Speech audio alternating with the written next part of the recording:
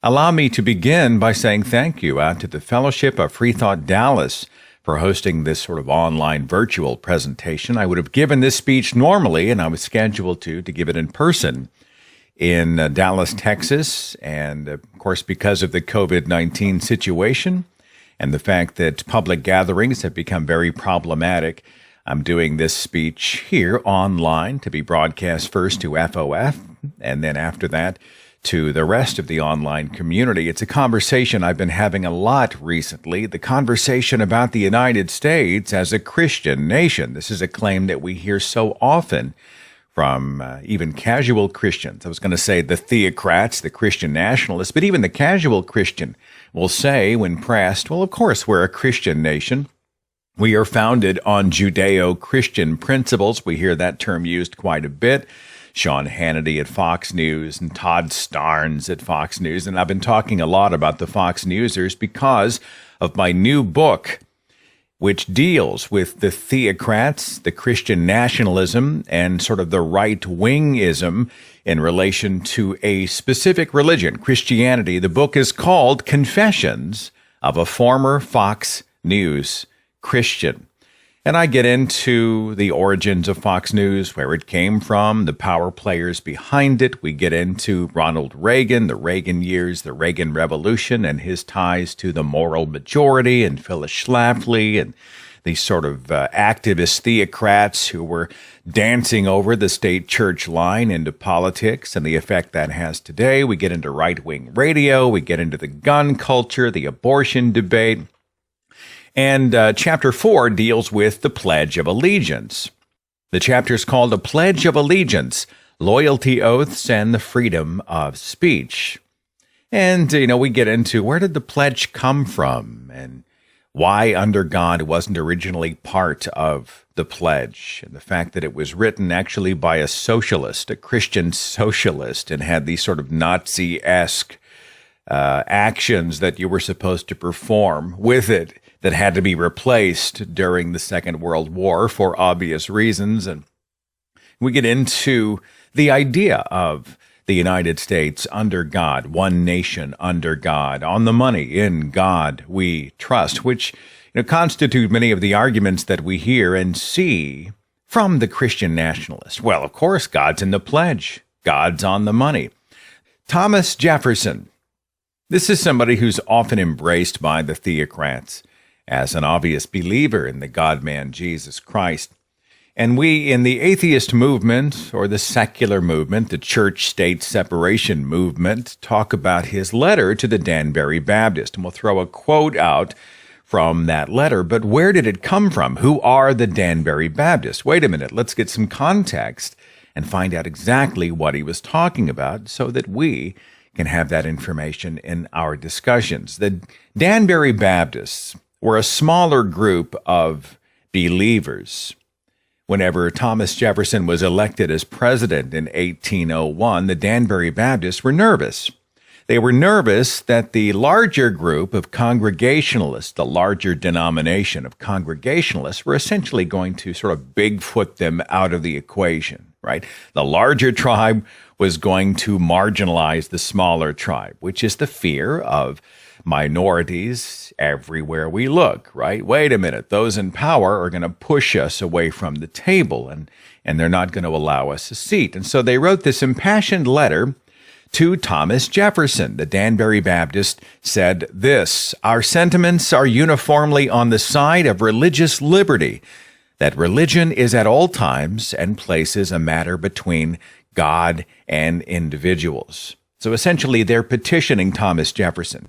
Don't let us be kicked out of the party because we are not a majority denomination. Thomas Jefferson, as president, wrote a return letter, a famous letter to the Danbury Baptist, where he said these words. He said, "Believing with you that religion is a matter which lies solely between man and his God, that he owes account to none other for his faith or his worship, that the legitimate powers of government reach actions only and not opinions, I contemplate with sovereign reverence that act of the whole American people, which declared that their legislature should make no law respecting an establishment of religion or prohibiting the free exercise thereof, thus building a wall of separation between church and state.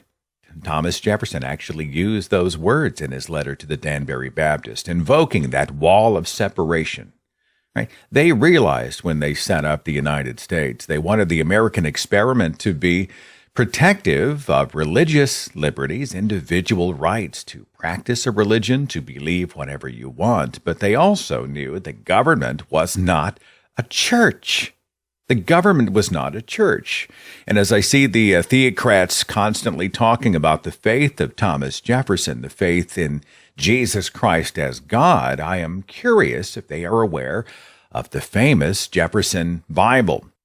Thomas Jefferson sliced out all of the supernatural events and Jesus' miracles, including Jesus' resurrection, and he sliced them out of the Christian Bible. Imagine this sacrilege if a governmental leader, certainly a president, had taken the Bible, God's perfect word. And if you look at the major Christian denominations in this country, the Assemblies of God, the Southern Baptist Convention, and you look at their mission statements, they say outright, overtly, that the Bible is perfect, right? Divinely breathed from the mouth of God into the ears and the writing hands of human beings. It is without error. In fact, I think many of the mission statements of the popular Christian denominations actually say it is without error. So here we have Thomas Jefferson going in and just slicing out the supernatural portions of the Bible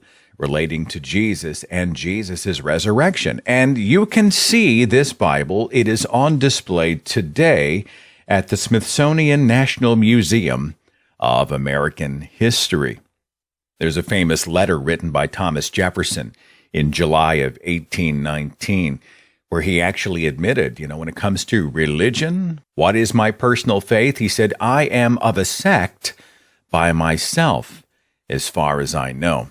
He wrote a letter to John Adams on August the 15th of 1820, where he famously said, when once we quit the basis of sensation, all is in the wind. To talk of immaterial existences is to talk of nothings. To say that the human soul, angels, God are immaterial is to say they are nothings, or that there is no God, no angels, no soul. I cannot reason otherwise, but I believe I'm supported in my creed of materialism by the Lockes, the Tracys, and the Stuarts. We talk a lot about this document. It's called the Treaty of Tripoli. The Treaty of Tripoli was essentially a document assuring the nation of Tripoli, which is now modern-day Libya, an overwhelming Muslim nation. And we were sort of doing our own thing. We had shipping lanes in the area. We had previously enjoyed the protection of Britain against piracy, but now that we were independent of Britain, we were kind of doing our own thing, setting up those relationships on our own. And Tripoli was nervous, right?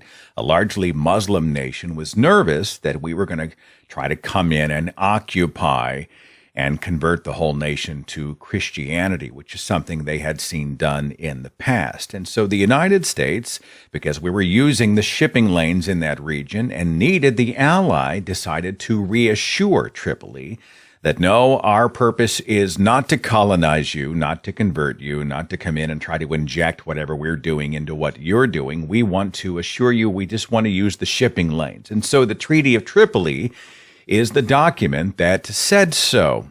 And there's this famous paragraph which says, as the government of the United States of America is not in any sense founded on the Christian religion, as it has in itself no character of enmity against the laws, religion, or tranquility of, and this means Muslim, as the said states never entered into any war or active hostility against any Muslim nation, it is declared by the parties that no pretext arising from religious opinions shall ever produce an interruption of the harmony existing between the two countries.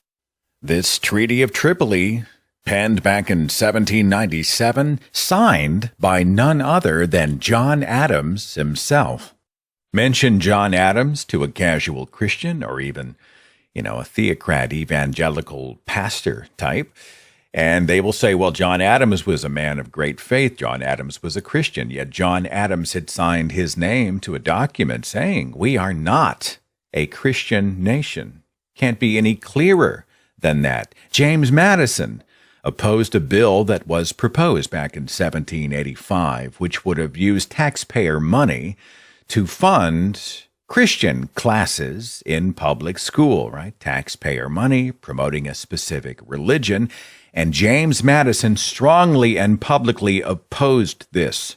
He called it a dangerous abuse of power because religion, or the duty which we owe to our Creator, and the manner of discharging it can be directed only by reason and conviction, not by force or violence. You can't push this stuff on our school kids, and that is not the purpose of school anyway. Now notice he did invoke the Creator, which a lot of the Founding Fathers did, but as with Jefferson and potentially Benjamin Franklin and some others, they were invoking a deistic God, not a specific deity with a proper name representing a specific religion. And some of this was just simply part of the etiquette and the vernacular of the day. They invoked a creator. I think they mentioned God in the Declaration of Independence, or the Creator, rather, in their declaration. But they purposefully did not include any mention of God, not one, in the United States Constitution. We're going to get to the Constitution in just a moment. Thomas Paine, much like Thomas Jefferson, likely a deist, he wrote The Age of Reason, a series of pamphlets that he published from 1794 to 1807. Thomas Paine strongly attacked the institution of the church, strongly attacked organized religion. In The Age of Reason, he said this: the study of theology as it stands in Christian churches is the study of nothing. It is founded on nothing. It rests on no principles. It proceeds by no authorities. It has no data. It can demonstrate nothing. And it admits of no conclusion. Benjamin Franklin. He may have believed in Jesus, but there's no evidence he believed in the God-man Jesus, the supernatural version of Jesus. He actually wrote parodies about Puritan intolerance, these sort of dogmatic Puritans who were foisting their religion on everybody else. And he is on record actually saying that he had some doubts to Jesus Christ's divinity. He was also more interested in sort of humanism, human behavior, human goodness. He said publicly, I think vital religion has always suffered when orthodoxy is more regarded than virtue. Wouldn't it be refreshing if we saw this kind of language from the theocrats in power today, more interested in human virtue, goodness, actions that are good for their own sake, instead of assigning this sort of Christian narrative to all acts of goodness, trying to co-opt all acts of goodness for a specific religion, promoting a specific God for specific reasons, saying that this nation belongs to a specific faith. Of course, the First Amendment of the United States Constitution disagrees with that. Congress shall make no law respecting an establishment of religion or prohibiting the free exercise thereof. The United States was never designed to be a church. It does protect an individual right to believe and practice your faith or non-faith, but it is not a Christian nation. But no religious test shall ever be required as a qualification to any office or public trust under the United States. One of the most popular arguments among casual Christianity today is the fact that we see in God we trust on our currency, right? It's God on the money, of course. This nation belongs to God. Even a cursory look into the history of our national motto reveals that "In God We Trust" was not the original motto of the United States. It was E pluribus unum, which means out of many, one. But there was a religious resurgence right after the Civil War. Remember, a time of tremendous tragedy, over 600,000 American lives lost in that war. And there was a spike in religiosity, and they added "In God We Trust" to coinage right after the Civil War. In the mid-20th century, we saw devout Christian, Presbyterian Christian, Dwight Eisenhower, who was infusing his specific religious belief into his office and into the language of the United States. This was against the backdrop of the Cold War. We saw godless communism, right? Those evil Soviets used to worship the state, the rights of the individual, which are God-ordained, stripped away from them. So to position the United States as morally superior, as righteous, as God's country against godless communism, we began using God, sort of weaponizing this invocation of God. And we did so by including it on our paper currency as mandated in the mid-1950s, and also including "under God" in the Pledge of Allegiance. These words did not exist when the pledge was first written by Francis Bellamy back in the late 1800s. Francis Bellamy wrote the Pledge of Allegiance in 1892 for a publication called The Youth's Companion. It was commemorating the 400th anniversary of Christopher Columbus landing in the New World. And so he wrote this pledge, and it was shared, and it caught fire and became part of the national consciousness and adopted as the Pledge of Allegiance. But his original pledge didn't have the words "under God" in them. Now, it was many decades later when the words "under God" were added, almost 200 years after the founding of the United States. This language was not the intent of our founding fathers, who established a state-church separated secular government on a secular constitution.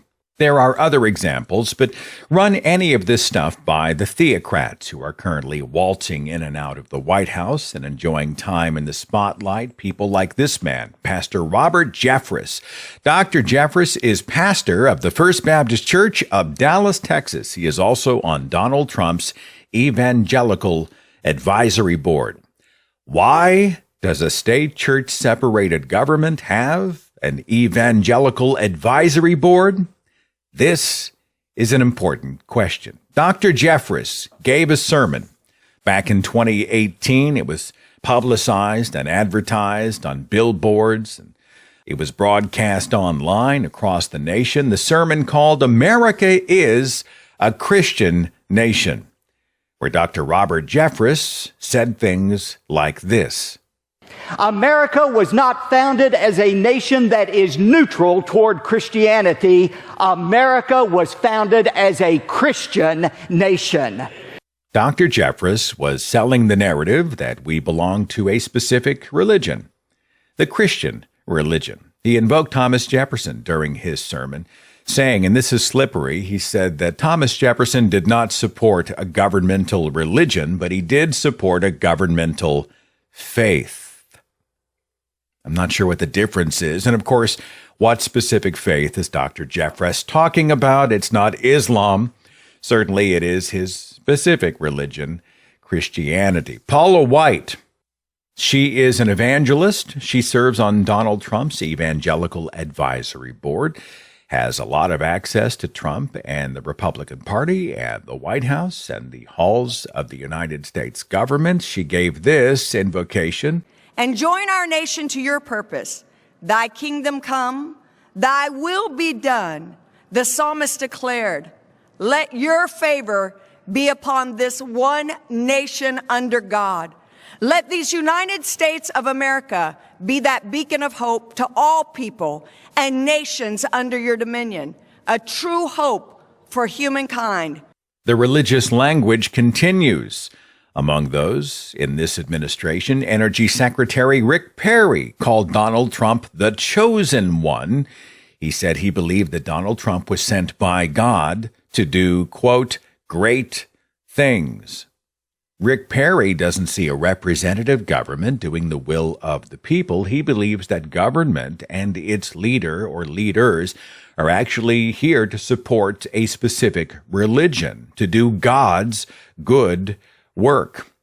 At the inauguration I mentioned just a few minutes ago, evangelist Franklin Graham came forward to the podium. He believed that even the weather affirmed God's choosing of Donald Trump to be president of the United States.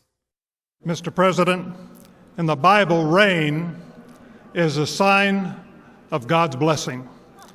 And it started to rain, Mr. President, when you came to the platform. Now, what's more likely? That God used the weather to affirm the presidency of Donald Trump, or that it rains 9 out of 30 days in Washington, D.C. in January? I'm just saying. But we see the theocrats continuing their tap dance over the state church line. People like this guy, Dallas mega pastor John Hagee. He declares we are a Christian nation. Hagee's a Christian Zionist. He believes the establishment of the Israeli state, the Jewish state, is actually part of a biblical narrative, which is a precursor to the return of Jesus Christ and the end times. Essentially, this is part of an end of the world narrative. And this was affirmed by Mike Pompeo, United States Secretary of State. Pompeo did an interview last year on CBN, the Christian Broadcasting Network. Now, that's very telling, right? He's on the Christian Broadcasting Network doing an interview, a friendly interview with a host who asked the question if maybe Trump was being used like the biblical Queen Esther was used by God to help establish the Jews, to protect God's people. And Pompeo responded, yeah, he thinks that's highly possible. Trump had recognized Jerusalem as the capital of Israel. John Hagee and Robert Jeffress went over to Israel and gave a prayer as Jerusalem was acknowledged as the capital of Israel. This is bizarre because Jeffress is on record essentially saying that Jews are not going to go to heaven because the Jews don't believe in a literal Jesus Christ. Why would Robert Jeffress go to Israel and lead a prayer for those people he believes are going straight to hell? Well, I believe it's about power. I believe it's about power and influence and control and Christian dominionism. I'm going to show you a resource in just a few minutes which goes a lot deeper into this particular subject. Our Secretary of Education, Betsy DeVos, has said that education reform can, in her words, advance God's kingdom. Attorney General William Barr gave a speech recently at the National Association of Religious Broadcasters. He complained about militant secularists who were attacking religious freedom. We say that religion is a private exercise, not a governmental exercise. People like William Barr say it's an attack on our religious freedom. We say that there's no place for a Ten Commandments monument on state capitol grounds in Oklahoma, Texas, Arkansas, and elsewhere. And people like Barr say you're attacking our religious freedom. We say we should return to the original motto of the United States, e pluribus unum, out of many one, instead of a religious motto. And the Christian nationalists cry, religious persecution, you're attacking my religious freedom. Express concerns about Project Blitz, which brought 75 bills in more than 20 states in 2017 and 2018, bills which promote the privilege of a specific single religion, Christianity. They want Bibles and Christian prayers in public schools, religious excuses to discriminate against non-Christians, gays, Muslims, etc., biblically informed prohibitions on female reproductive choice, and the embedding of a specific and single religion into a nation that is supposed to separate the church and the state while representing people of all faiths and none. We are seeing right now a United States government which is a betrayal to the very notions, principles, and ideals of the founding fathers of the United States. It is a government that is acting like a church, giving favoritism to a specific religion when it should be acting constitutionally on behalf of all American citizens. Now, here's the good news. In the United States, we are seeing a decline of religiosity. Metric after metric, statistic after statistic, we are seeing people who are not going to church as much. They are certainly not as dogmatic as their parents and their grandparents and their parents. We're seeing people who aren't interested in discriminating against their fellow human beings who might be different or think differently. You know, they don't want to deny service or human rights or the right to marry, etc., to LGBT people. They don't discriminate against someone who might hold to a different faith or none. They might be less inclined to identify as a specific religious faith, and perhaps they hold to more of a deistic opinion. You know, I think there's a God out there somewhere, but I'm not involving myself in the activities of a specific church. I'm not necessarily getting what I need as a human being from the church. I'm not saying there are necessarily more and more atheists, like we're not seeing 30+% of Americans being atheists. That's not statistically true. But the rise of the nones, the non-religious. You know what? I may be spiritual, but I'm not religious. Those numbers are hugely on the rise in this country. And it's my hope that we will see one day soon those who represent them in the halls of power reflecting that lack of religiosity. And I think this explains the mad dash, the power grab, the scramble by the theocrats, by the Christian nationalists who see the writing on the wall.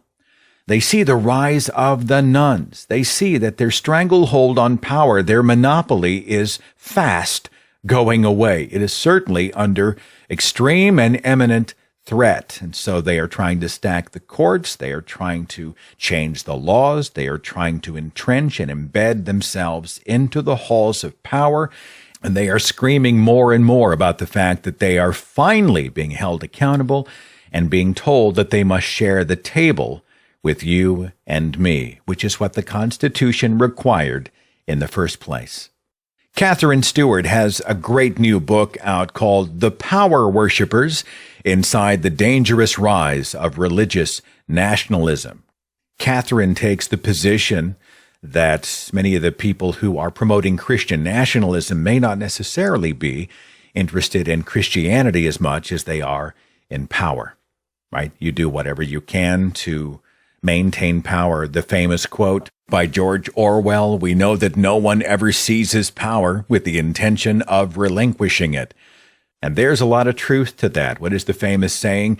When you're in a position of privilege, equality feels like oppression. We're seeing people who have long enjoyed a position of privilege, and now they're being told that no, they don't get preferential treatment, and they are losing their minds. Also, another great book came out last year from constitutional attorney Andrew Seidel. His book, The Founding Myth: Why Christian Nationalism is Un-American. I've had Andrew Seidel on my broadcast on several occasions to talk about the intent of the Founding Fathers, the founding documents, the framework of the United States, and why all of this theocratic overreach is actually not American. Christian nationalism is un-American. Andrew Seidel had a beautiful tweet I had to screen capture because it just sort of summed everything up. He said, "Dear white evangelicals, we're not coming for your rights. We're coming for your privilege. You'll be able to worship as you see fit, so long as you don't use government power to promote your religion or use your religion to violate another's rights." And that's the whole point of this, right? We don't want to persecute religious people. We want to tell them that you don't get to live in a world where you have more power and influence than the rest of us, and you don't live in a bubble where you are never contradicted or disagreed with. What's that quote by Emerson? "Let me never fall into the mistake of dreaming I am persecuted whenever I am contradicted." We're not persecuting religious people. We're just raising the hand of disagreement and saying, I disagree, your facts are wrong, I take a different position. When it comes to those who seek to violate the Constitution, who seek to twist the words and intentions of our founding fathers and to entrench themselves as theocrats in the halls of power so they can better exclude other people. We simply say, we are not coming for your rights, but we are coming for your privilege. Because the very idea of a theocracy, the very idea of God and country, the very idea of a Christian nation is in fact un-American. Thank you so much for watching.